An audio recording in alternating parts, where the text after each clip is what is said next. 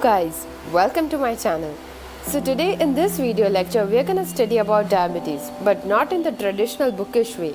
I have tried to simplify it with the appropriate examples, so I hope it will help you to grab the concepts. Before we start the video, if you are new to the channel, please consider subscribing it, and you can follow me on Facebook and Instagram where we do daily image-based questions.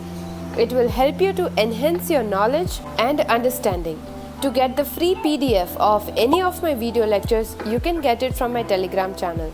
So now any further ado, let's get started. So today in this video lecture, first we will study the definition and the epidemiology, then the classification of diabetes and its etiology, then pathogenesis of type 1 and type 2 diabetes in detail, and clinical features and diagnosis. In the diagnosis part, I have discussed my own father's reports with you guys so that you can understand it in better way. So stay tuned till the end. Now this is the definition by World Health Organizations. Okay, here you have to pay attention on two things. What is diabetes? Okay, so first of all, it is a chronic hyperglycemia, which means chronic high blood sugar.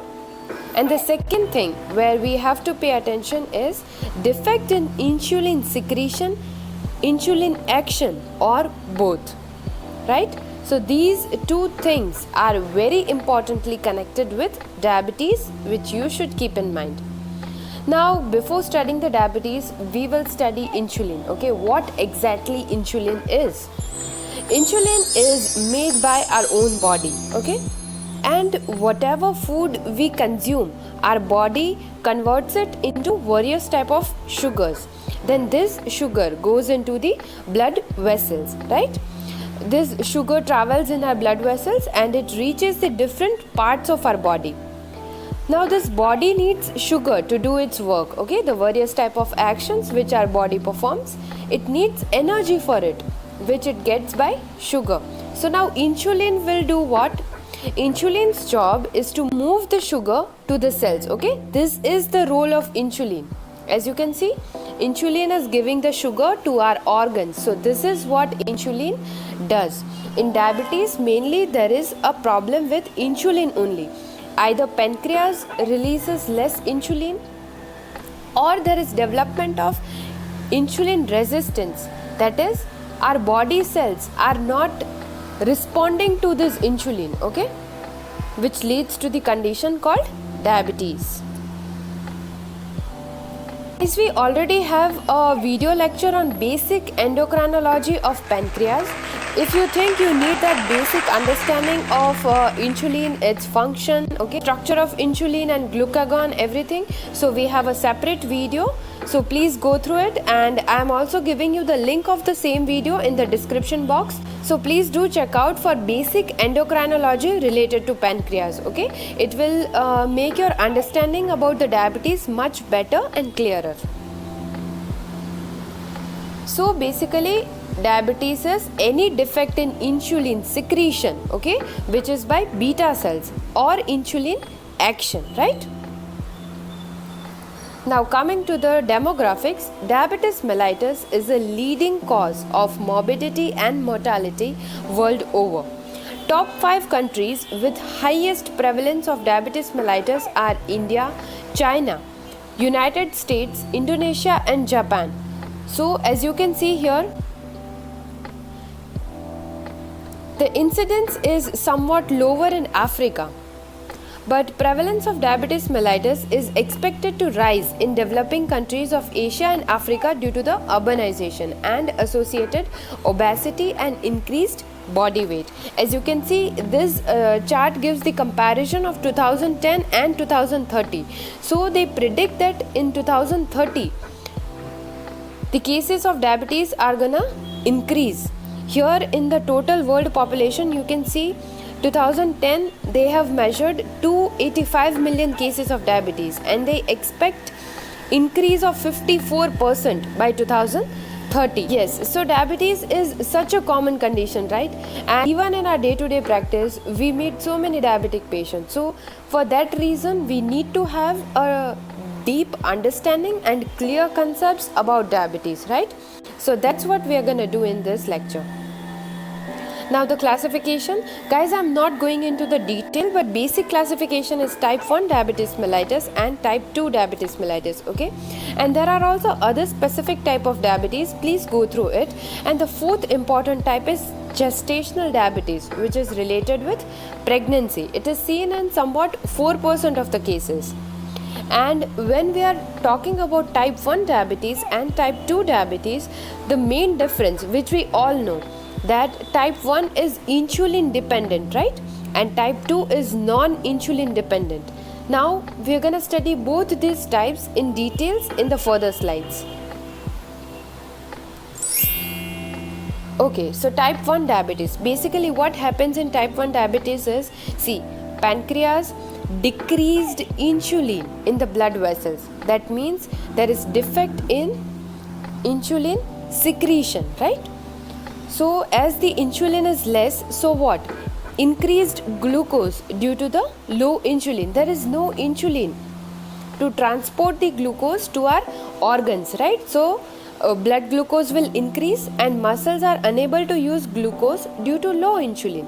So what they will do, they will break the glycogen and the proteins to get the energy, and this process is known as ketoacidosis. Now pathogenesis of type 1 diabetes mellitus. Type 1 is also having two subtypes, that is type 1A and 1B. But as we know that type 1B is idiopathic, so we'll just study the type 1A, right? The basic phenomenon in type 1 diabetes mellitus is destruction of beta cell mass, okay? As you can see, beta cells, they secrete insulin. So what happens in type 1 is destruction of this beta cells, which will lead to insulin deficiency, right? Beta cells get destroyed, and which leads to type 1 diabetes.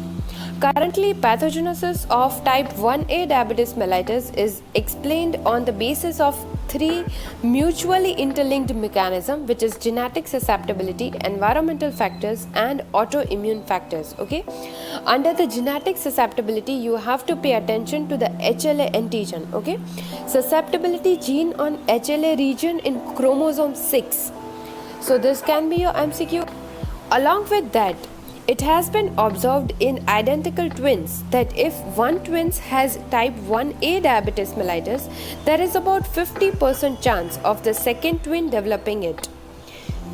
Talking about the environmental factors, various viral infections or experimental induction with some chemicals, or due to geographic or seasonal variation, it might affect our beta cells, and which can lead to diabetes mellitus, okay? And the third important factor is autoimmunity factors, that our body develops antibody against the islet cells of Langerhans, okay, as you can see in this picture. And CD8 plus T lymphocyte mediated selective destruction of the beta cells of pancreas occurs, okay? So these all things lead to type 1 diabetes mellitus. Now sign and symptoms of type 1 are, as you can see, polyuria, okay, which means increased urination, polydipsia, increased thirst, and polyphagia, which means increased hunger. Along with that, weight loss, fatigue, increased frequency of infections, rapid onset, and this is an insulin dependent diabetes mellitus, okay? So the patient have to take insulin injections periodically. Talking about the type 2 diabetes mellitus, guys, pay attention over here. Sufficient insulin is secreted in the blood. That means there is no defect in pancreas or beta cells, right? Sufficient insulin is secreted by the pancreas. Now, then also increased glucose in the bloodstream. Why so? Because this muscle tissue, the receptor for insulin which are present on this organ, they are not working properly, which means muscle is unable to use glucose due to insulin resistance, okay? Correct understanding of this insulin resistance is very necessary. So let's study that, okay? What is insulin resistance? Insulin resistance means our pancreas are secreting insulin, but our body cells, they do not respond to insulin, which means the receptors which are present on these organs, they are defective, that they are not responding to our insulin molecules, which will lead to increased blood glucose, right? Now, why insulin resistance occurs? See, first of all, high carb diet, okay? We consume high carbohydrate diet, which leads to constant high glucose in our blood. So our pancreas, in response to the increased insulin demand, it secretes more and more insulin, okay? This purple color are our insulin molecules. So these insulin receptors then become resistant, which leads to the high glucose level and high insulin level. I hope it's very clear now. Major risk factors for type 2 diabetes mellitus are family history of type 2 diabetes mellitus, obesity, habitual physical inactivity, race and ethnicity. It is more commonly seen in Black, Asians and Pacific Islanders. Then previous identification of impaired fasting glucose or impaired glucose tolerance, history of gestational diabetes mellitus related to the pregnancy or delivery of the baby heavier than 4 kg. Then hypertension, then dyslipidemia, polycystic ovary disease and acanthosis nigricans or history of vascular diseases. So all these are major risk factors for type 2 diabetes mellitus, which is most common type, right? Now we'll study the diagnosis. Guys, meet my parents. So recently we just did my father's report in January somewhere, just for the routine checkup, and in which he was diagnosed with diabetes. So it is my humble advice to you all that as our parents are growing and as we all are health professionals, it is our duty, okay, take care of their health. So encourage your parents to do routine checkups of blood and urine, okay. So if any diseases which are related with age, so you could be able to identify it on earlier basis and we can treat it like that way, okay. So we just did a routine reports of him, and in which the fasting glucose which was found was 212, which is very much high, okay, and sugar in urine was also present. Normal fasting value is 60 to 100, but my father's was 212 milligram per dl. Guys, also pay attention to the unit, okay. So it was 212 milligram per dl, which was very high. But this value alone is not enough to justify that he has diabetes, okay. We need to do further tests as well. Now let's see the normal values along with it, okay. So see, first of all, we'll measure the plasma glucose values, and on that basis we'll do the diagnosis. So fasting for more than 8 hours, and the value should be below 100 milligram per dl, okay. If it is 100 to 125 milligram per dl, it is impaired fasting glucose is the term which is used. If it is 126 milligram dl or more, then it is diabetes mellitus. My father's was somewhere 212, which was very high, right? But still we need to do 2 plasma glucose tests of fasting, and if in the 2 consecutive tests, if the blood sugar is higher than 126 or more, then we can say the patient is diabetic, okay. The second test which we can do is 2 hours after 75 gram oral glucose load, in which